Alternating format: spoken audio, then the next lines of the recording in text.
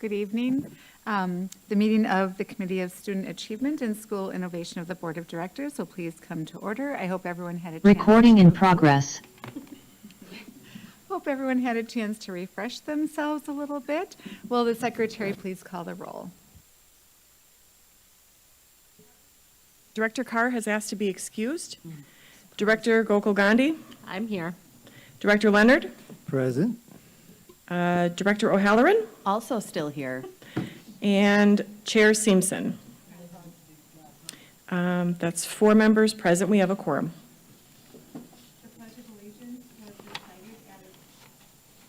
The Pledge of Allegiance was recited at the previous meeting, so we will not do that at this time. This meeting is being conducted in person from Central Services Building. In order to allow as much public access and participation as possible, this meeting is also being broadcast via live stream on the MPS website and on the MPS YouTube stream, the links to which may be found on the MPS website on the broadcast page.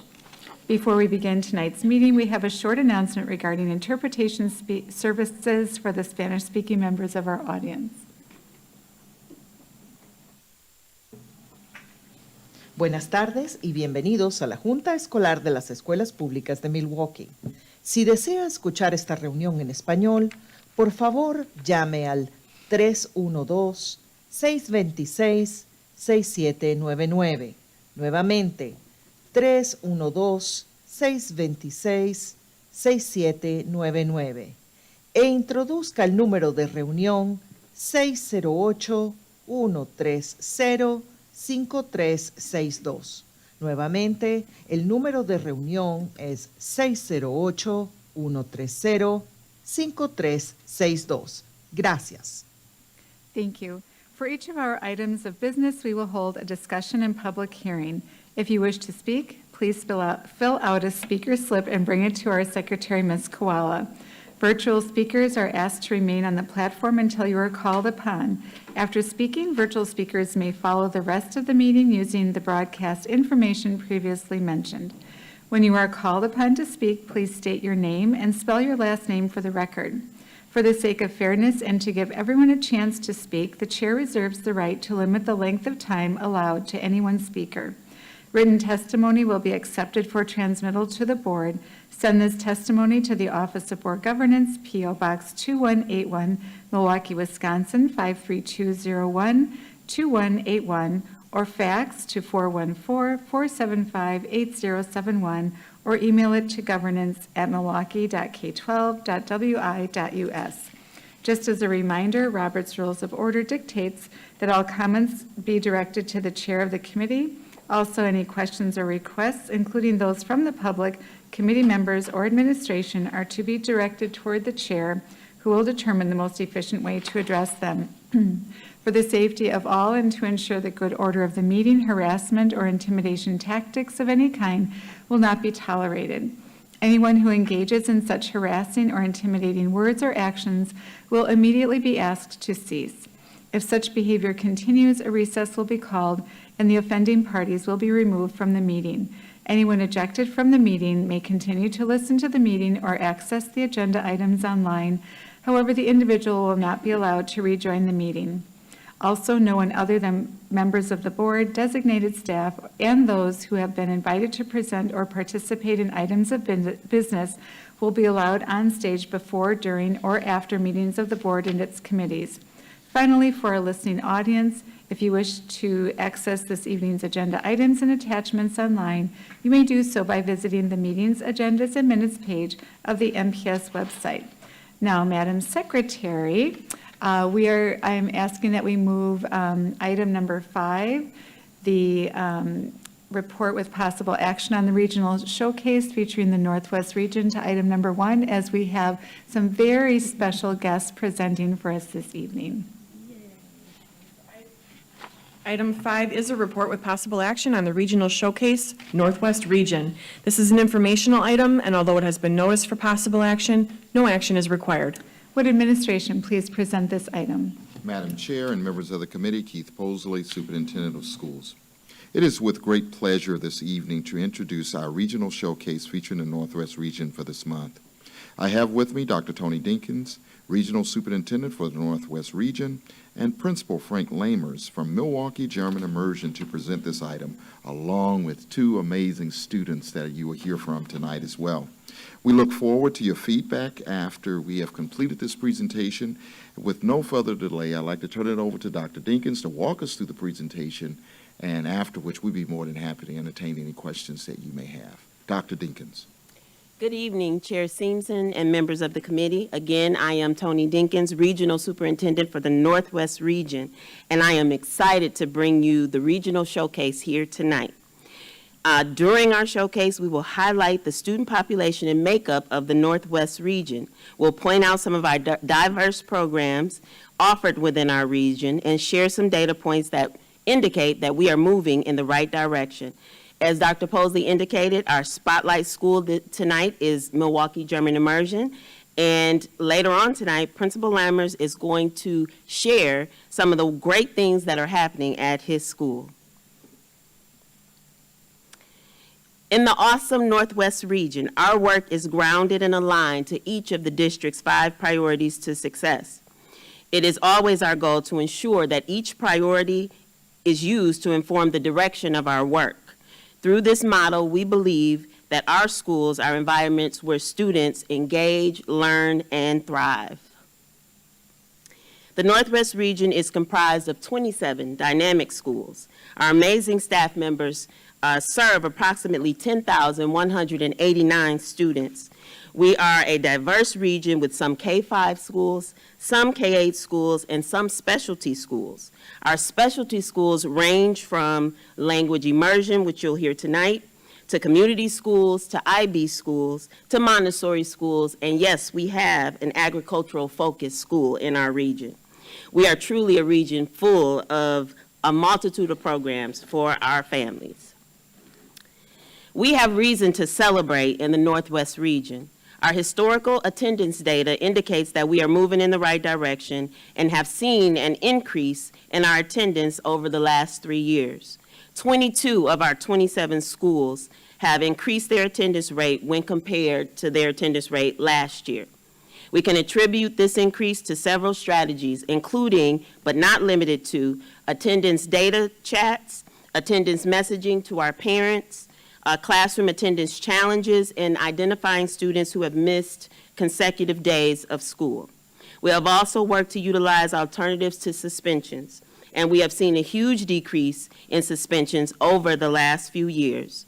We definitely aim to keep our scholars in school because we know that is where they can be successful.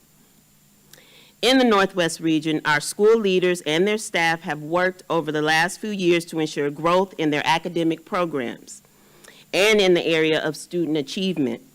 This can be seen and is evidenced by our school report cards. In the Northwest Region, we have 3 schools that did exceed expectations, 7 schools that met expectations, 12 schools that met few expectations, and 5 schools that failed to meet expectations. We are continuing to improve in all academic areas, and we want to be known as the region with the most growth and success. At this time, I'd like to introduce our Spotlight School Principal, Mr. Frank Lamers. He would like to highlight some of the wonderful things happening at Milwaukee German Immersion. Mr. Lamers? Good evening, Chair Simpson and members of the committee. My name is Frank Lamers, and I'm the very proud principal of Milwaukee German Immersion School, and also a former teacher at Milwaukee German Immersion School. German Immersion opened in 1977 after state legislators changed the state law to allow instruction in the schools to be in a language outside of English. Beginning in K4 to 1st grade, the children at German Immersion are taught in German. In 2nd grade, English instruction is taught for 30 minutes a day. From grades 3 to 5, the children receive about an hour of English. All other core subjects the children receive are in German. Milwaukee German Immersion School, one of the most diverse schools in Milwaukee Public Schools, has about 549 children after Third Friday count, with a population of 27% African American, 51% white, 9% Hispanic, and 12% multiple ethnicities. MGIS has approximately 10% children with disabilities, and 27% of our students are considered economically disadvantaged. MGIS has a very high attendance rate at 96.5. Our positive school culture and climate encourage our students to want to attend school regularly. Our Tier 2 attendance interventions work directly with our children who are absent often and find ways to get them to school. We also have 0 suspensions, again, due to our positive school climate and culture. Students understand our high behavioral expectations. Our staff and children follow strong PBIS expectations and practices. Our school believes and follows restorative practices. Even though our primary language at Milwaukee German Immersion School is in German, we continue to outperform most schools in the state in both math and ELA, measured by the Wisconsin Forward Assessment. To highlight some of our accomplishments comparing last year to the previous year, 2021 to 22 to 2022-23, our advanced group in math grew from 7% to over 18%. And in ELA from 6% to 16%. Our proficient group in math grew from 44% to 51%, and in ELA from 42% to 51%. These are some remarkable growths. 4 years ago, Milwaukee German Immersion School applied for a Green School grant to build a new playground. We were turned down. But that didn't stop us from applying again. Because of our high level of interest from our staff, families, and students, we were awarded the grant 3 years ago. During the summer of 2023, construction began. By the beginning of 2023 school year, our playground was breathtaking. Our asphalt desert was now a beautiful space that included large areas of grass and numerous trees providing shade. Children now have different areas to play to meet all their kinesthetic interests, from playing the multiple instruments, loose parts play, and funnel ball. Our playground has already hosted school-wide events such as Grill Fest and Laternennacht.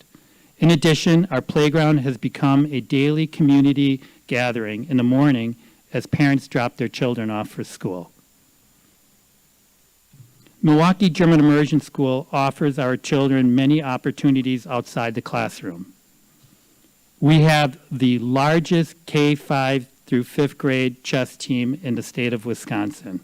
98 kids. Yes, you heard me right, 98 kids. We have held the state championship title for the last 2 years. We also offer choir, dance, Lego club, soccer, and volleyball. Last year, Milwaukee German Immersion School had the largest PTA in the state of Wisconsin with over 200 members, and I believe that we actually have more members this year. Milwaukee German Immersion School hosts numerous family events such as Grill Fest, Laternennacht, concerts, Kinderfest, movie nights, multicultural nights, STEM night, fun run, Nikolaus program, a Flushing program, an art walk, and our Black Excellence program where we highlight prominent community members. Thank you for your time. And at this time, I'd like to introduce two of our amazing students. We have Jaden Ragsdale here and Violet McKean.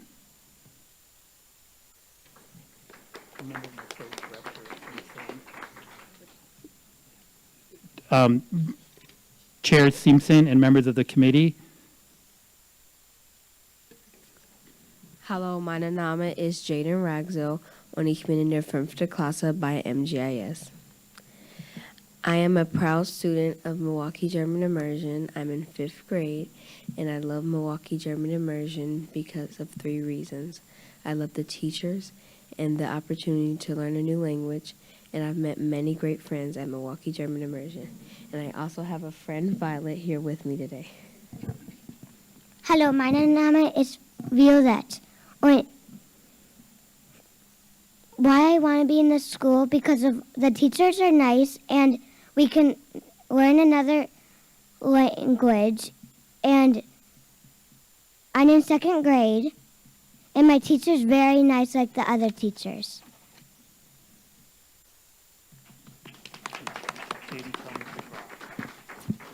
And today we've brought in gifts for the chair members. Chair Simpson and members of the committee, we are now prepared to answer any questions that you may have. Well, thank you. That is just the best thing ever. I love seeing those kids come up and speak. And Violet and Jaden, you did an awesome job getting up on the stage and talking. So just like round of applause for them. Do committee members wish to make comments or ask questions? Director O'Halloran. Thank you. I was just wondering, my family started at La Escuela Fraternity, but I had a Spanish background, a Spanish-speaking background. My husband didn't. Do most of your families have some sort of like German background, or do you feel like a lot of your families come in with no experience? And for those who are listening, do you feel like that is a requirement, or can you come in with no experience whatsoever and thrive the way Jaden and Violet are? Administration. Chair Simpson and members of the committee, Frank Lammers, principal of Milwaukee German Immersion School. Most of our families do not have German at home. It's a completely new experience for them.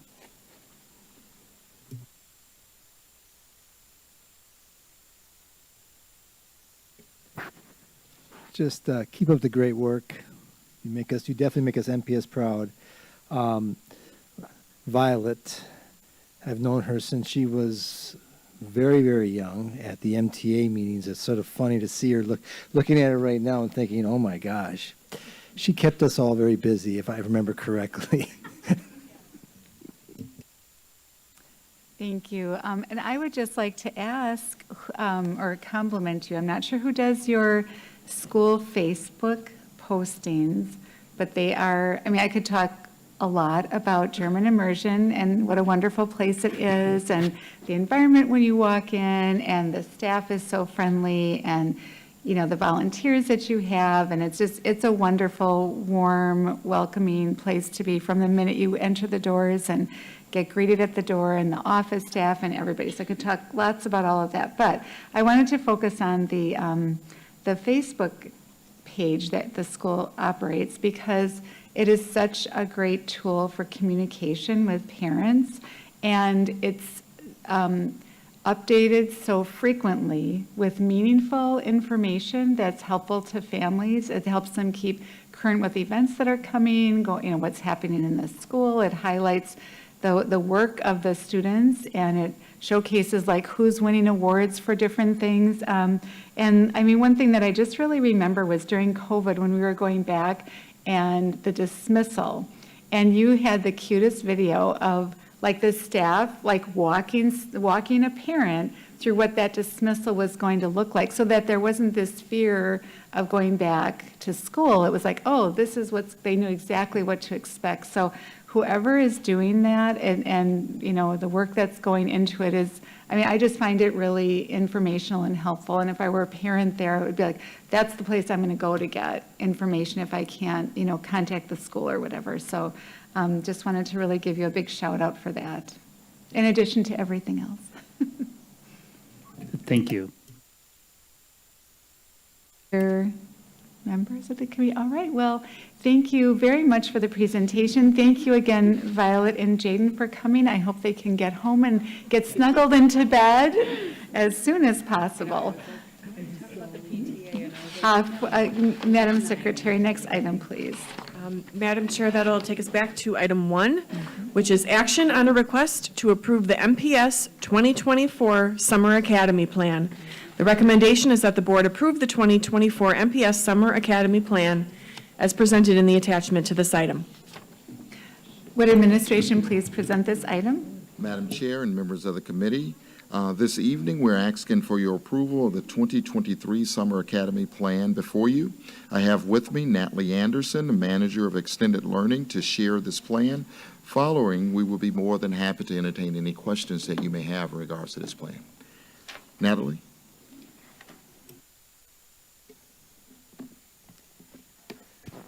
Good evening, Chair Simpson, members of the committee.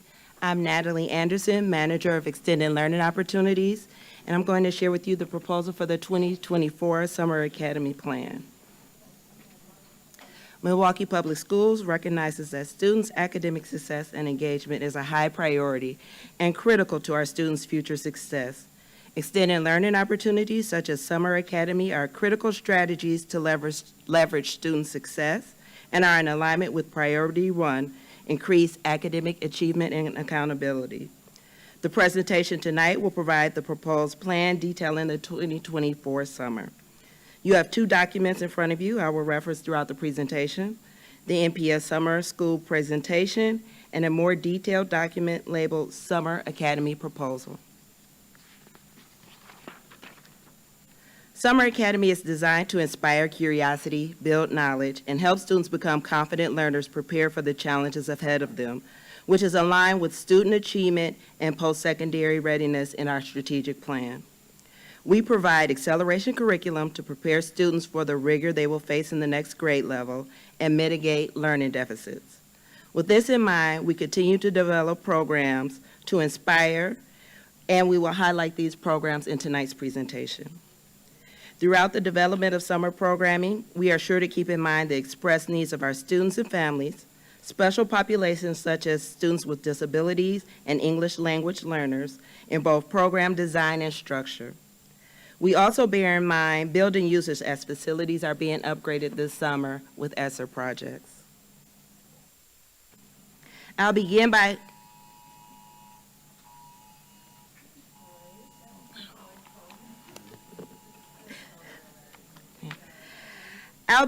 highlighting the summer of 2023. Over 700 students responded to our end of the year survey expressing they enjoyed the experience of Summer Academy and they learned a lot. Over 2,700 courses were recovered over the high school summer sessions. 108 college credits were earned. 145 students graduated, and over a dozen new program offerings and adventures were included in our summer session. We had ventures to Discovery World, Starbase, Floor 21 digital podcast. We had entrepreneurship opportunities, and students participated in math, science, and MPS rec programs. We will have several high school sessions that will allow students in grades 9 through 12 to participate in areas such as career exploration, internship opportunities, build proficiency in key skill areas, and get ahead or stay on track for graduation.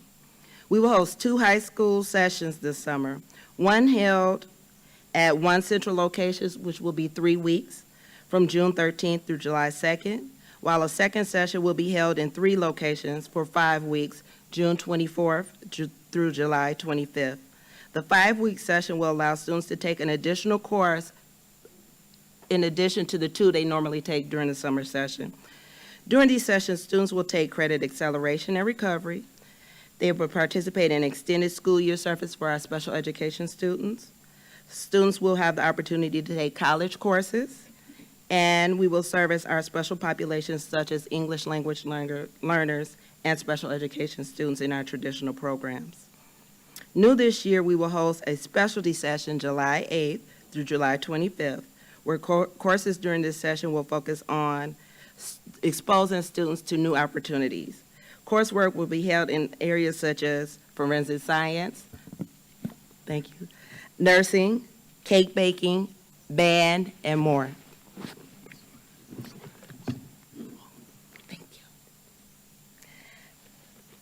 I'm on high school stuff, yeah. All of these sessions will be held for students from 8 a.m. to 1 p.m., and high school students will receive bus cards for transportation.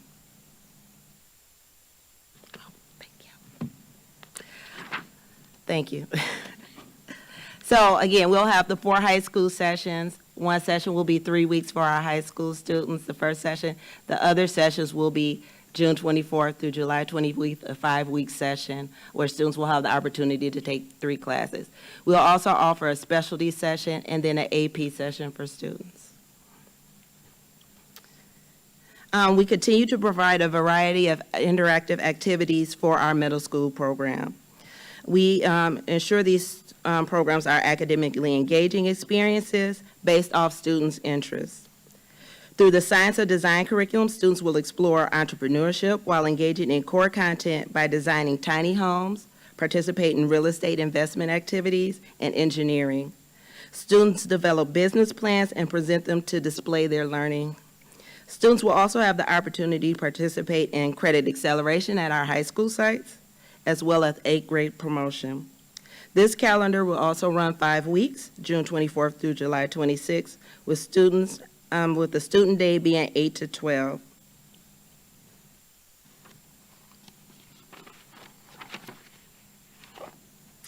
The elementary summer academy exploration camps will have an acceleration model, which will ensure students are prepared for the rigor they'll face in the next grade level.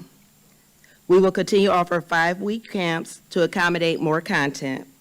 The 5-week session will run from 8 to 12 daily from June 24th through July 26th. Most sites will also have wraparound services, provide lunch and breakfast. The camps include Math Rockstars, Get Arts Wild, My Place in the World, STEM Camp, Languages, and Superheroes Among Us. Within the camp, students participate in various programming from our partners. We have partnerships with people such as Mad Science, Milwaukee Rec, and Arts at Large. Our programs with our partners are aligned with each content area camp. We also have camps for Montessori students and bilingual students with the same themes, and the curriculum is adapted to fit those different needs. Extended learning adventures are held to give students exposure to new subjects and further learning through community partnerships. Students identify new areas of interest and abilities through camps designed to help students gain real-world experiences. Camps may be half-day, full-day, week-long at different community organizations. Students will learn about Wisconsin heritage, farm life, participate in STEM activities, and more.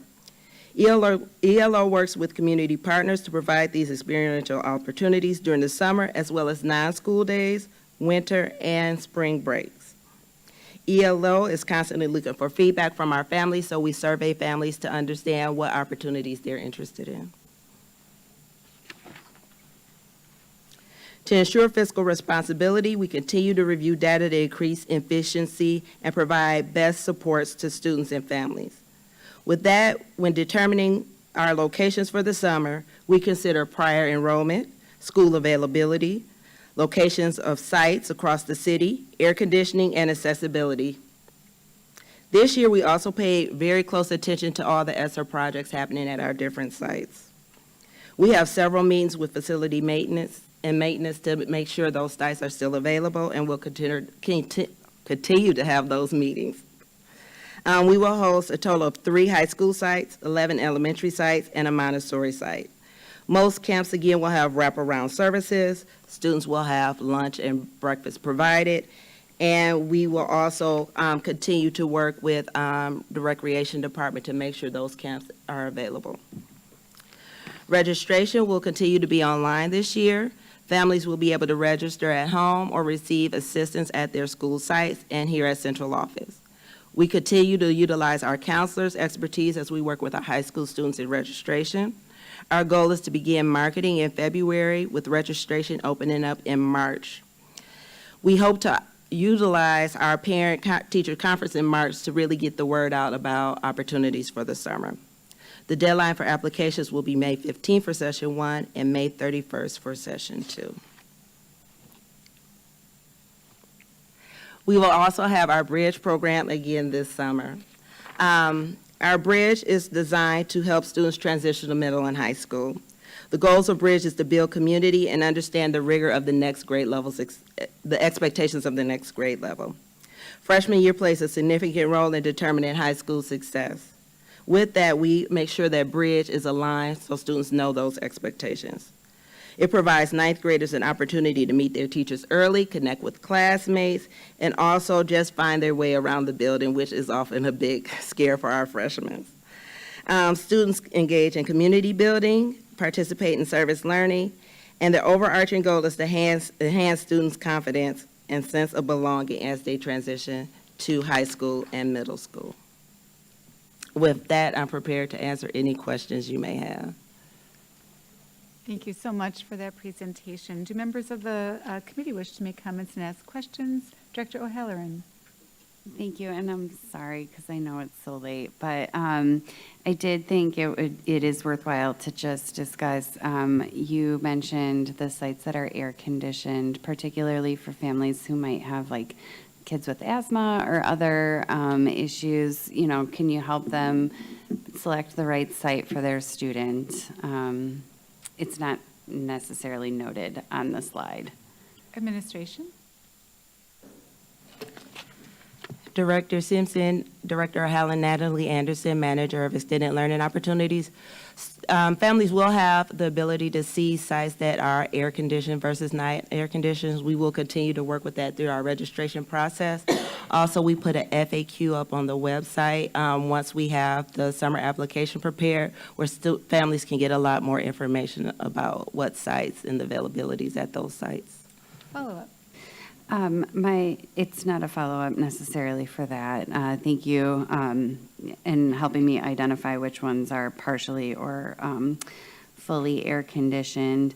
You know, we did get a number of parents that were concerned with the IB AP calendar change, and I saw that the you know, there will be a special session for that. Can you speak to, is it the expectation that every student at an IB school or every student that is potentially taking an AP course should be attending this session, or how will the students who are, if it's not supposed to be everybody, which I assume it's not, how will those students know that this is the right session for them? Administration. Chair Stevenson, Director O'Halloran, John Hill, Director of College Career Readiness. The camps that we are working on for students in AP classes and IB coursework will be open to all students. We will not turn anyone away. The recommendation really is for students that are taking an AP course that plan to take the AP exam that spring, and the same would be said for students in the IB, what they call HL or higher learning courses or higher level courses, for them to attend those camps. We recently met with the school leaders of the 4 IB schools and 4 school leaders of AP schools to start really mapping out what this could look like, and we are also planning to engage student voice and get their input as to what will make this experience attractive to them and helpful to them. A follow-up? Thank you. And if a student, you know, has a summer job and is not able to attend, but they were anticipating taking the IB, the HL exam, would they be able to still be meet the minute requirement if they weren't able to attend this session? Administration. Chair Stevenson, Director O'Halloran, John Hill, Director of College Career Readiness. Yes. So this is just one way of supporting students to prepare for the exams. We have and will continue to offer Saturday preparation and breakfast clubs for students, and schools themselves will continue to provide additional opportunities for students to prepare so they're comfortable and ready for those exams throughout the school year. Follow-up, Director O'Halloran. Thank you. I think you're speaking about like content mastery. I'm saying, I think there are parents who think when we forewent that waiver process that now students are not going to be able to get their hours in. So what I'm hearing, though, is that they don't have to attend this session in order to meet the hour requirement for the IB. Is that correct? Administration. Chair Stevenson, Director O'Halloran, no, they would not have to attend this session. Thank you for that clarity. Any other members of the committee? Director Leonard. I do not see a date for the middle school bridge. I'm assuming that is the same time as the high school bridges. Is that correct? Administration. Chair Simpson, Director Leonard, Natalie Anderson, Manager of Extended Learning Opportunity. We give the bridge, the middle school schools some flexibility. It's usually around the same type, but they usually pick one day within that week. Thank you. Follow-up? No? Any other comments? Yes, yep, Director Zambor. Thank you, Chair Stevenson. I just had thanks for letting me No, hop and in your I meeting. forgot to welcome you to Thank the SASI committee. Thank you for staying on with us. I have been getting questions from parents about especially the IB and AP summer programming, and so I just want to make sure that I have a full understanding. Is the planning for summer programs, for those two summer programs, is that school-based or district-based? Administration. Chair Stevenson, Director Zambor, members of the committee, John Hill, Director of College Career Readiness. It is a collaborative process, so we are working with the schools, district personnel with the schools with regards to the summer camp. In terms of what happens during the school year, we have expectations of the school communities to develop that best meets the needs of their students. Follow-up, Director Zambor. Thank you, Chair Stevenson. So the three summer, or the potential summer sessions, they're repeats of each other, correct? They're not different summer sessions? Administration. Chair Simpson, Director Zomber, members of the committee, Natalie Anderson, Manager of Extended Learning Opportunities. Each of the sessions, Session 1 and Session 2, are different sessions because you could take a different number of courses. Similar coursework will be offered during both sessions. The specialty session is a different session with courses more exploratory and exposure. And then the AP and IB camp will be a different session as well. Follow-up. A question around the sessions for IB. I think it's is an IB teacher who's been trained for that subject going to be teaching those courses? Do you have enough teachers to do that for the summer? Administration. Chair Stevenson, Directors on board, members of the committee, John Hill, Director of College Career Readiness. Short answer, yes, it would be IB teachers. So when we post summer positions, whether it's for elementary, middle, or high, HR does look at their current or year prior teaching assignment. And the expectation is that if I'm going to teach fourth grade summer school, I am currently teaching that or have taught that. The same would apply to teachers at the IB or AP courses. Follow-up, Director Zambor. Okay. I know we do have one member of the public who wishes to speak, Jesse Belling. I think may have left. Gone. We did have two individuals that registered to speak virtually as well. Oh, I'm sorry. Yeah, let's go to them. Let's go to them. Okay. The first speaker is Bradley Brown. Please state your name, spell your last name, and give your comments.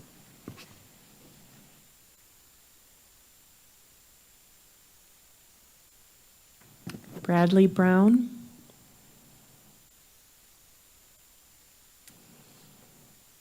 He may have left left the platform. The next speaker who registered is OJ De La Cruz.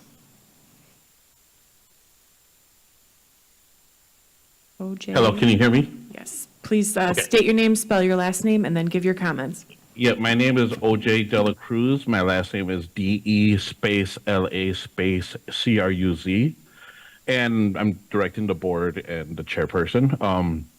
By not seeking the exemptions for IB schools to start early, the district is both undermining and even sabotaging the student success and achievement. Passing these exams allow the students to earn college credits for little cost to students and their families.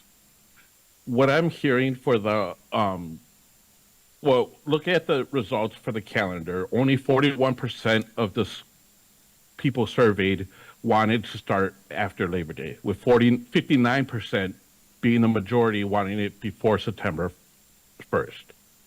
And the IB schools, you're required to have a certain number of hours despite what is being said today. The students need a certain number of hours before the testing dates of April and May. Having the school start in April 15th allowed all the students eligible to take the IB exams. By moving to these summer academies, you are limiting the number of people who can go, the students who can go and take these classes, whether because they're working to help earn income for their families, save up for college, or taking college classes during the summer. They are unable to because they have to take this course in the summer, but it sounds like the summer course is just enrichment and not necessarily going to count towards the hours that they need to complete and fulfill before. So you're just basically just saying you guys are not eligible to take any of these exams if you're not counting the hours and allowing all these people, all these students to take the class. You're going to have a lot more students applying to try to get into the summer programs than you're going to have seats available. And you're going to spend more money with the bus passes to get these students to the select schools that they go to, as opposed to the neighborhood schools or the IB schools they could have gone to and saved the district more money. I was part of the calendar committee, and I brought up these concerns with them there. They said that they were going to bring it to the board with the exemption for IB to start early. But that was quickly shut down and swept under the rug. And now you have left families and students who are counting on saving money and earning early college credits to no cost to them. I'm sorry, I hate to, I'm sorry, do we have 8? No, we were done. I'm sorry. So that the time is up on the speaker time frame. So thank you very much for staying on the platform with us as long as you did. I just, for clarity and because it was already asked by a board director as well, during the school year, will IB students receive the number of hours required to take the exam? Will they meet that hourly requirement if they just attend the school year?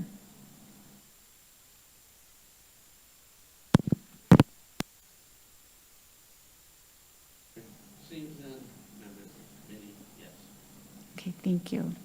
Any board directors who wish to make comments? All right. Okay, thank you very much for the presentation. Oh, no? Yes, we do have. Oh, I'm sorry. We need a motion. We sure do. Yes, and I would ma'am. love to make that motion. Go right ahead. I move the board approve administration's recommendation related to the 2024 MPS Summer Academy Plan.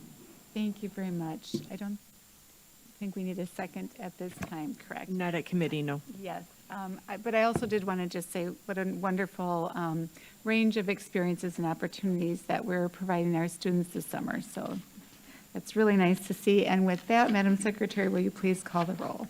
On Director O'Halloran's motion to approve the administration's recommendation, Director Gokul Gandhi. Aye. Director Leonard. Aye. Director O'Halloran. Aye. And Chair Simpson. Aye. That's 4 ayes, the motion passes. Thank you very much. Madam Secretary, next item, please. The next item is item 2, a report with possible action on the MPS Montessori Strategic Plan. This is an informational item, and although it has been noticed for possible action, no action is required. Thank you. Would administration please present this item? Madam Chair and members of the committee, this evening we're prepared to share our report on the Montessori Strategic Plan. Abigail Rouse, Chair of the Montessori Education, is here with me to present this item, as well as Andrea Corona, who's here with us as well, Principal of McDowell School. So, Abigail, take it away. Good evening, Chair Simpson, members of the board. My name is Abigail Rausch, and I am the Montessori Coordinator. I am here this evening with Andrea Corona, Principal of McDowell Montessori School, to provide the update on the Montessori Strategic Plan. We want to begin this presentation by sharing how the Montessori Strategic Plan embodies the district's 5 priorities for success, especially increase academic achievement and accountability, develop our staff, and strengthen communication and collaboration. The Ambitious Instruction Accelerating Learning Plan is the instructional framework for all schools and classrooms in MPS. We fulfill this expectation through utilizing the Montessori method, which is based in the philosophy that children reach their fullest potential through multi-age interactions in an inquisitive, cooperative, and encouraging atmosphere, through self-directed activity and hands-on learning using unique materials. In addition, the 10 elements outlined in the district's academic standard of care are embedded in the Montessori philosophy. Ambitious Instruction is the vehicle for achieving the district's strategic plan goals for student achievement.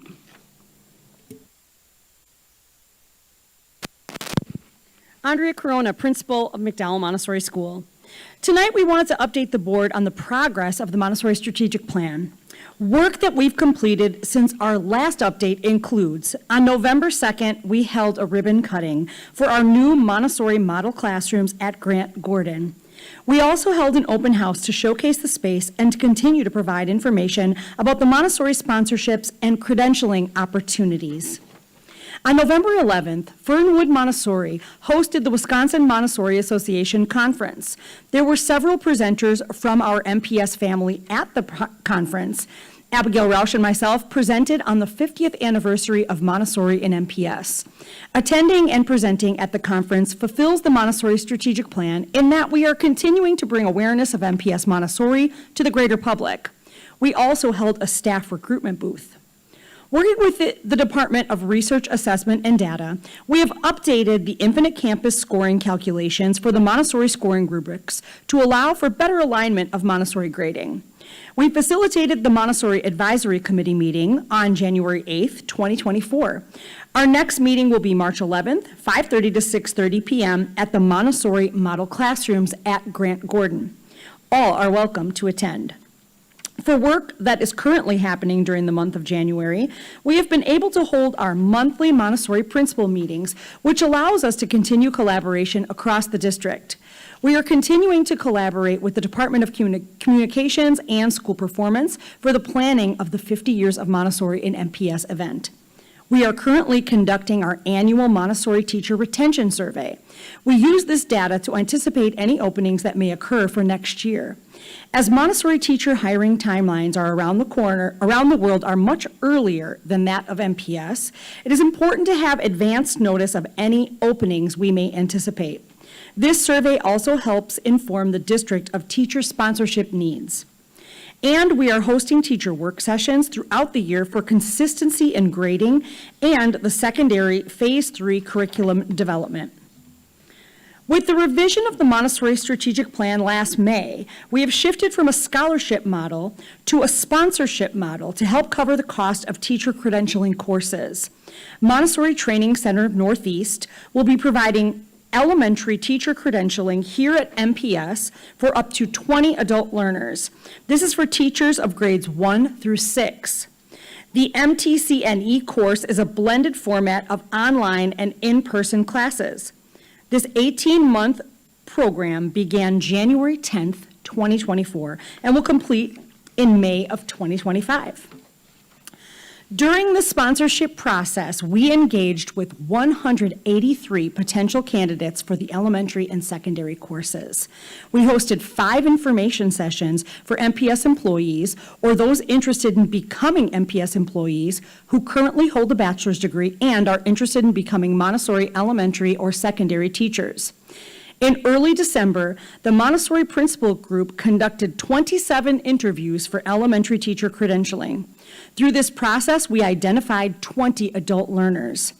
2 are current classroom teachers and 2 will fill current classroom vacancies. This leaves 16 adult learners in our elementary pipeline. We were able to add 5 new staff members to MPS through this process. Cincinnati Montessori Secondary Teacher Education Program will be providing credentialing courses for teachers of grades 7 through 12. This is a replication of the course the district had offered previously. This mostly virtual program has 3 in-person sessions here in MPS. This program begins in January 28th, 2024, and will complete in September 2025. Through the secondary process, we have identified 10 adult learners, 3 of whom are current teachers. This leaves 7 adult learners in our secondary teacher pipeline. We are looking for 3 to 5 additional candidates who are currently secondary teachers to complete this credentialing. As of May 2023, Montessori secondary teacher credentialing is required for all new secondary hires and is highly recommended for our current staff. In addition to these 2 new credentialing opportunities, we have 11 staff members currently in Montessori credentialing, all of whom are currently in their permanent positions. In total, there are 41 MPS staff members currently in Montessori credentialing courses. Vacancies. Through the sponsorship process, we were able to hire 5 new staff into the district. We have hired classroom teachers for vacancies at Craig Montessori and McDowell Montessori schools. Currently, we have 1 lower elementary teacher vacancy, 1 school support teacher vacancy, and 1 assistant principal vacancy. Chair Simpson, members of the board, Abigail Rausch, Montessori coordinator. MPS is proud to celebrate the 50th anniversary of Montessori education within our district. We will be hosting a celebration event on February 10th, 2024 from 1 to 4 p.m. at McDowell. Please join us for an exciting afternoon celebrating the past, present, and future of Montessori education in Milwaukee. Attendees will be able to view children in action in a K-3 through K-5 classroom. And there will be an opportunity for those to speak with teachers and ask questions. Students in grades 1 through 6 will lead demonstrations using Montessori materials. Students in grades 7 through 12 will present their microeconomies, which are projects on business. Each school will engage in a performance, such as a music or a dance. Historical displays will allow us to connect with the past and interact with our fellow alumni. We have already connected with 2 of the original first kindergarten students from 1973, and we're looking forward to meeting many more.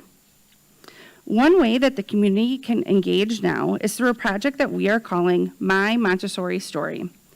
We are collecting recordings from current and previous staff and students. We want to capture the stories of our last 50 years. We are gathering these submissions now, and will also have the ability to record stories on site during the event. More information can be found on the district's Facebook event or on our website, mpsmke.com/Montessori. And please share this information about the event. We would love to connect with previous and future Montessori staff and families. We would be happy to answer any questions that you may have. Thank you. Thank you. Ending on such a positive note there with the presentation. Do committee members wish to make comments or ask questions? Director Leonard. No questions, really. From when I first started working as a board director, from what I see from my notes, you are starting to thrive. Am I correct in my assumptions? Administration.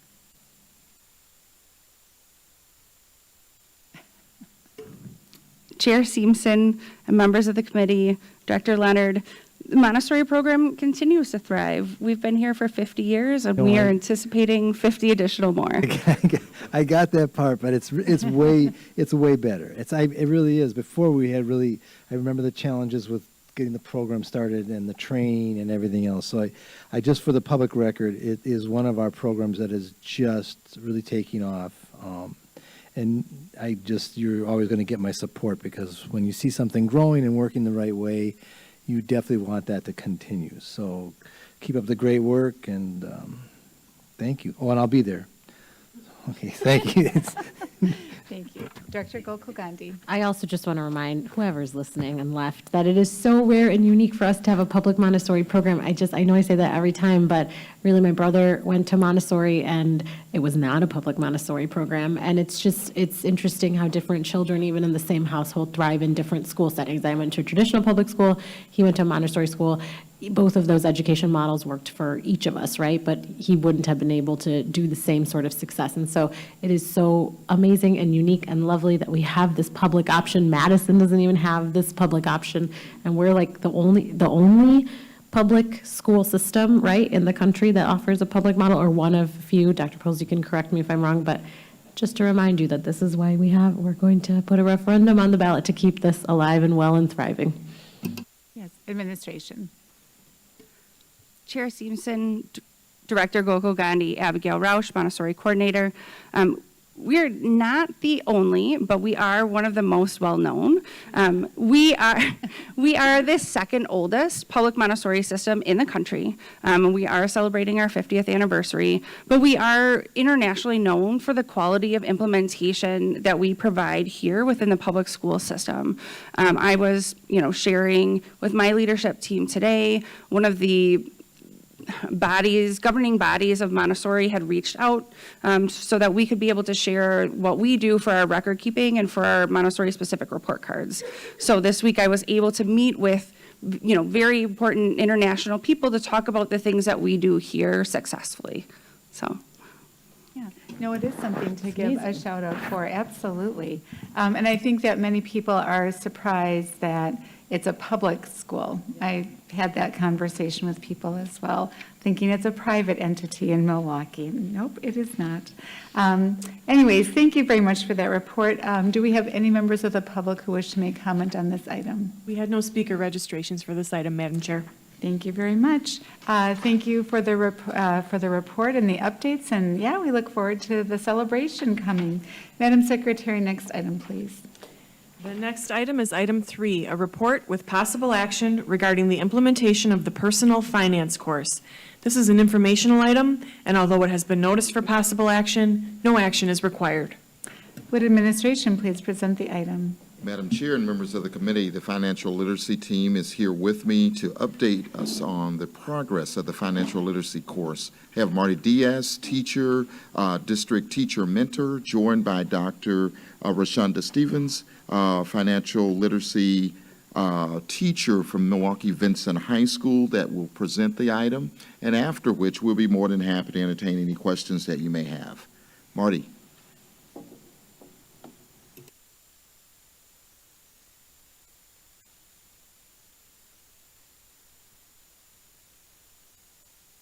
And we will pull this up and get started so there's no airtime here that it's not being used. Ready? All right. Good evening, Chair Stevenson and members of the committee. My name is Marty Diaz, financial literacy teacher mentor. I'm here to share the personal finance course report. Of our 5 district priorities, our work of implementing the personal finance course supports 2 priorities: developing the staff and increasing academic achievement and accountability. Every high school in Milwaukee Public Schools is currently offering the personal finance course. This year we have 26 teachers teaching the course. They have taken 405 hours of professional development to teach the course. 6 of those teachers received the Distinguished Educator Award from Next Gen Personal Finance. To earn that award, teachers must pass at least 6 certification courses, each of which is 10 hours of instruction, 1 hour each end of course timed exam on different personal finance topics, and 3 personal finance teachers received scholarships to attend the National Jumpstart Personal Finance Conference this year. Over 2,000 students took the course in the fall, and 121 sections were offered. Our personal finance course meets the requirements of the new state law. We hosted 2 financial literacy events this fall. In December, 700 personal finance students attended Educators Credit Union Reality Check Day at UWM. Students enjoyed a 90-minute interactive event that taught them how to handle money in the real world by managing a family budget. Students gained more knowledge of finance and a better understanding of how to manage money and make plans for the future. Students did well in the stock market game this semester. We had teams from 16 high schools participate in the statewide competition. The team from North Division High School won the district competition and placed 12th in the state. Their investment portfolio grew 16%. That's $16,000. Riverside University High School hosted a family financial literacy night that included financial workshops from Bank On, Department of Financial Institutions, Educators Credit Union, and U.S. Bank. The topics covered that night were building credit, applying for FAFSA, saving for college, and paying for taxes. We will continue to expand and improve our personal finance course to ensure that all students have access to a comprehensive personal finance education that includes many hands-on opportunities to learn both inside and outside of the classroom. We will pilot a financial literacy course at two middle schools this semester. The personal finance course will be offered in the summer, and additionally, we will continue to work with parent coordinators and school staff to provide more opportunities for families to participate. This concludes my portion of the report. Now I will invite the personal finance teacher from Harold S. Vinson High School of Agriculture and Science, Dr. Rashonda Stevens, to tell us about teaching personal finance and the portfolio she uses with her students. Good evening, Chair Seisman and members of the committee. My name is Dr. Rashonda Stevens. I've been teaching in MPS for the past 21 years. Currently, I'm teaching 6 sections of personal finance. I use the personal finance portfolio as a tool to connect literacy and life skills using personal finance as a focus. The portfolio provides students with an opportunity to document and share their learning. Each portfolio consists of the 6 core state standards in personal finance, which are financial mindset, education and employment, money management, saving and investing, credit and debt, risk management, and insurance. As you can see, here's an example of my students' portfolio that was created using Book Creator. Each semester, I start with building trust and relationships, sharing my personal finance journey with my student loan debt. I highlight to students that we are going on a personal finance journey to learn strategies to improve our knowledge about personal finances. I ask students, what do you know about personal finance? What do you want to learn about personal finance? We have candid conversations about current events around money. Next, I start building their self-esteem by creating their mission statements. Students answer the following questions. Who are you?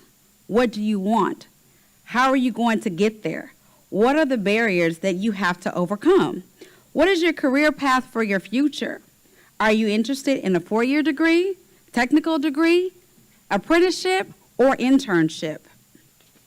Mission statements keep students focused on their purpose while they're on their personal finance journey. Using the 6 core standards, we explore each standard, and then based on what the students learn from these lessons, students add pages to their portfolio under each core standard. Creating their portfolio provides an opportunity for them to put their voice on the record and share their learning with their friends and family members. In the end, their portfolio is a published online book. 2 of the most important skills students learn in my class are how to manage and invest their money. Students gain confidence knowing that they have the ability to control their future. This is true empowerment. Having at least a semester-long personal finance course levels the playing field between the haves and the have-nots. I am grateful to the administration and to the school board for making the personal finance course a graduation requirement before the state did. This course has helped my students become aware of predatory practices, lending practices, and avoiding financial pitfalls that plague our community. Thank you, Chair Seisman and members of the committee for your attention. We are happy to answer any questions you may have. Wow, thank you so much for highlighting those important lessons for our students. Really appreciate it. Do committee members wish to make comments or ask questions? Director O'Halloran. Thank you, Dr. Stevens. I will just say that there was some pushback initially. People were like, how are we going to get this done? You know, like they were worried about, you know, the current credit requirements. And if I don't have a teacher who's, you know, how are we going to get this done? And so it's really gratifying to see, you know, it implemented and how it's changing students' lives. And I will just say, like, sharing your own personal story, it can be so powerful. And when we talk about predatory practices, like it took me right back. I did not have these conversations in my home. And when I was 18, you know, I would go to like the Limited and they would be like, do you want this credit card? Because you'll get like, if you spend 50, then, and I was like, yes. And then, you know, I was like 29% or something on these credit, like insane, crazy levels, right? But I had no conversations about these subjects in the home. And so I really think it's a great service that you're doing. And I think kicking it off with those, like, we've all made mistakes. You know, I'm not any higher than you are. Like, we're all learning together, I think is really powerful. So thank you for your work, and thank you to administration for taking that leap, to your point, before the state even required it. I think it's nice to be a leader in this area. And yeah, so I have no questions. Thank you. And Director Zambor. Thank you, Chair Simpson. Yeah, I just want to echo, really appreciate the work you're doing around this, especially in the city. There are so many predatory practices that you don't see in other areas, especially around like payday lenders. And I guess one question I had, I noticed that in the portfolio, there's a lot of mentions about looking at kind of the price tag of college versus entering the workforce right out of high school. Does the curriculum ever go into like entering the trades and kind of the payoffs for getting paid while learning when you're in the trades? Or is that something that could be added? Administration.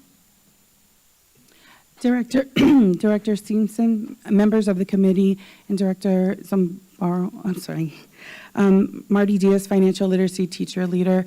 The curriculum does address that, and we talk about different career options, and students are able to create pathways so that they not only do they know about the different career options they have, but what will their debt be after pursuing different career options, including the trades.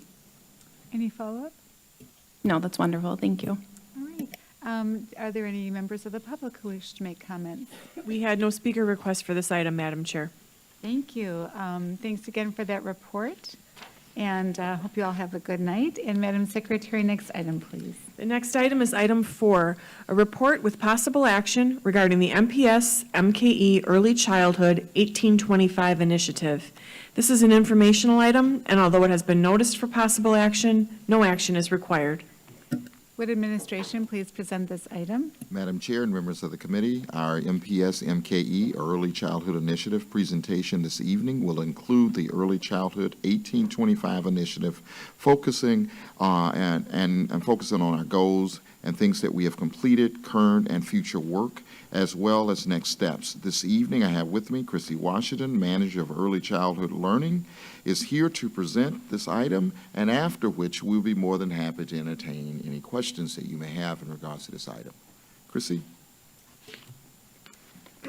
Good evening, Chair Simpson and members of the committee. My name is Chrissy Washington, and I'm the Manager of Early Learning for Milwaukee Public Schools. This evening, I'm here to share an update of the work that supports the initiative, which is the MPS MKE Early Childhood 1825.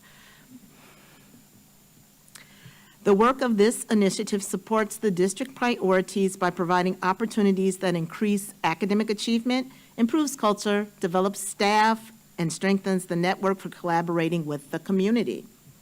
The ambitious instruction and accelerating learning framework continues to be the focus on the use of the district's materials, grade-level instruction, and scaffolding. It's the work of the initiative that supports this focus by providing school readiness opportunities in alignment with the focus of the frameworks that ensures students are prepared as they enter Milwaukee Public Schools. Additionally, this initiative focus activities supports the strategic plan goals of 50% of all students meeting proficiency or higher by 2028 by sharing with the community ways to address rigor, engagement, and inclusion. The mission of this work is to improve learning experiences for children ages birth through age 5 by ensuring that all educators, as well as the child care providers who have a direct impact on student learning processes, have the understanding, skill set, knowledge, base, capacity, and resources needed to provide high-quality instruction to all participating in an early childhood program.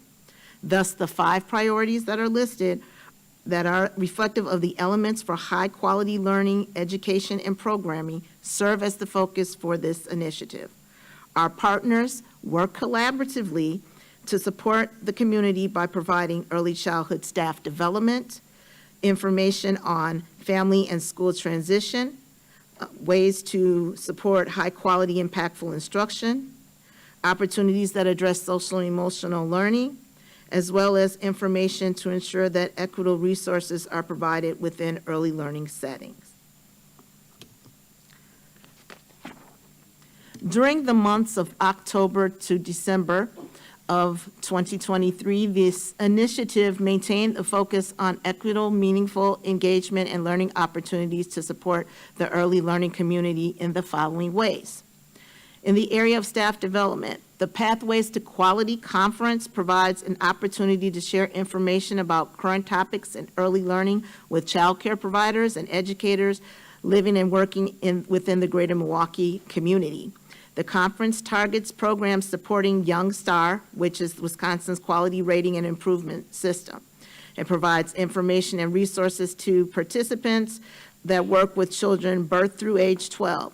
As such, MPS was part of the planning committee for this conference, and which was presented in a hybrid format, some online as well as face-to-face opportunity over a week between October 2nd through the 7th. And I had the honor also to provide information in a session that focused on school readiness. In the area of equitable resources, our work with the Bridges to School MKE, which is a community-based partnership that aims to connect families, child care providers, and schools in Milwaukee, continue to provide outreach to families in the geographical areas surrounding the 3 community schools that this option is available in, which includes Browning, Longfellow, and Westside.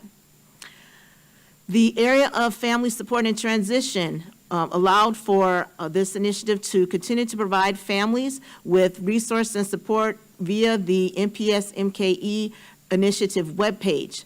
Winter resources were provided to those who have visited that site, which had information regarding free, engaging winter learning opportunities available to young children, as well as the resources that were shared by our partners was also shared with our district's Family and Community Engagement Office, so those opportunities could be shared through our school pipeline.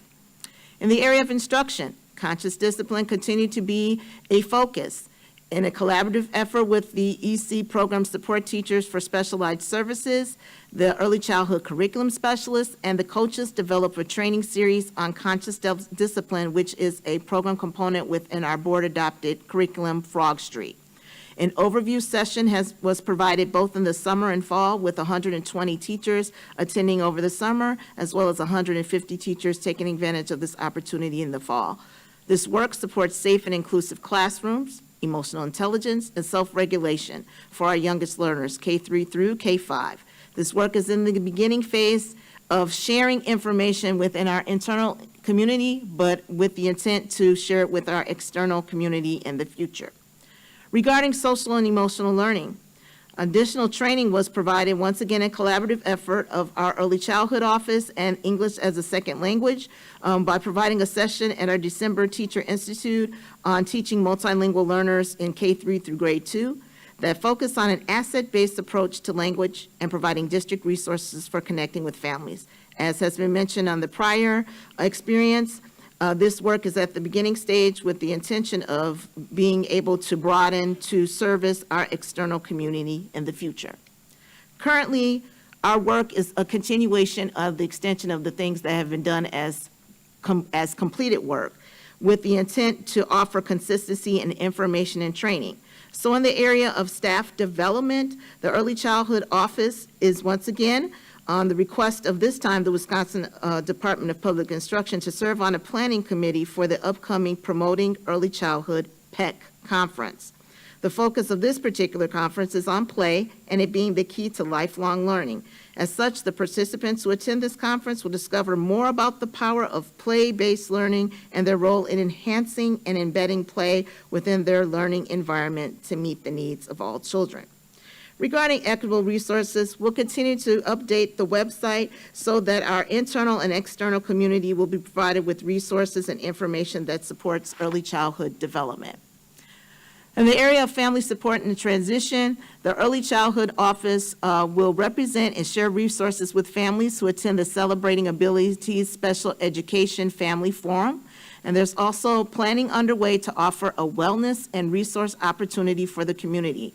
And by doing this, the community will be providing information that will assist them as well as children with transition so that they are ready for school feeling safe and supported.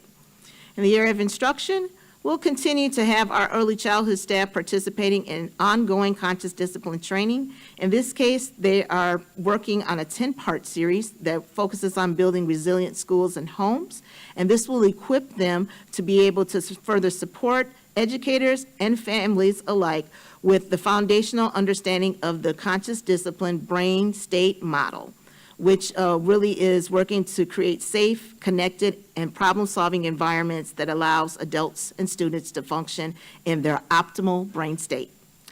Finally, in socially emotional learning area, planning is underway for a socially emotionally focused opportunity that will support the community on the topics of emotional intelligence and neural nurturing, which is part of brain development. Finally, this important work is going to continue. And we hope to be able to continue to impact our learners to ensure that there is improved school readiness for those who come to Milwaukee Public Schools.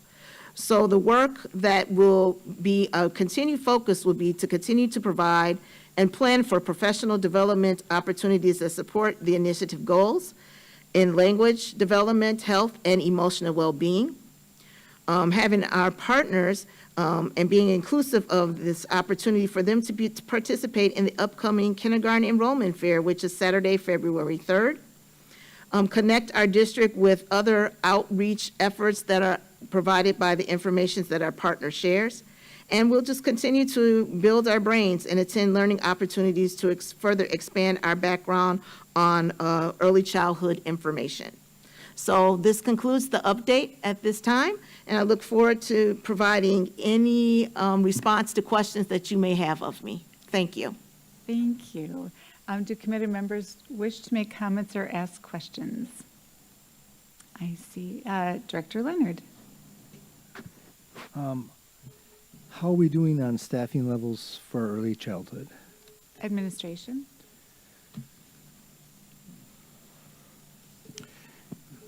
I would, Madam Chair, members of the committee, one of the things that I did today is had an opportunity to talk with Adria, and she's on her way out here. It's a total of 145 teachers that we're short as of now. I cannot tell you the exact number in the early childhood grades.